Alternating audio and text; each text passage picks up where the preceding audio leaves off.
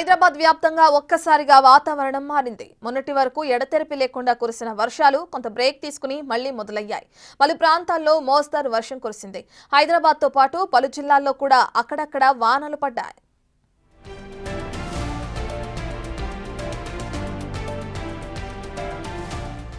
హైదరాబాద్ లో కురిసిన వర్షానికి పలు చోట్ల లోతట్టు ప్రాంతాలు జలమయమయ్యాయి.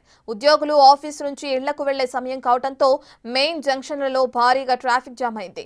మాదాపూర్, గచ్చిబౌలి, రాయదుర్గం, లింగంపల్లి ప్రాంతాల్లో రోడ్లపై వాహనాలు బారులు తీరాయి. ఐకియా నుంచి మైండ్ స్పేస్ మార్గంతో పాటు హైటెక్ సిటీ నుంచి కేపీహెచ్బీ రూట్లలో భారీగా ట్రాఫిక్ జామ్ అయింది. గచ్చిబౌలి నుంచి కొండాపూర్ వెళ్లే రూట్లో వాహనాలు నెమ్మదిగా కదులుతున్నాయి.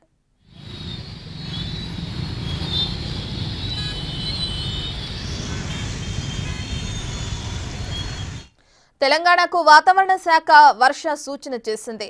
బికనీర్, సికార్, సిద్ది, రాంచీ, డిఘా నుంచి ఆగ్నేయ దిశలో ఈశాన్య బంగాళాఖాతం వరకు రుతుపవన ద్రోణి కొనసాగుతుంది. తెలంగాణలో కింద స్థాయి గాలులు వీస్తున్నాయి. ఇక అన్ని జిల్లాల్లో కూడా గంటకు 30 నుంచి 40 కిలోమీటర్ల వేగంతో ఈదురుగాలులు వీచే అవకాశం ఉన్నట్లు తెలిపింది.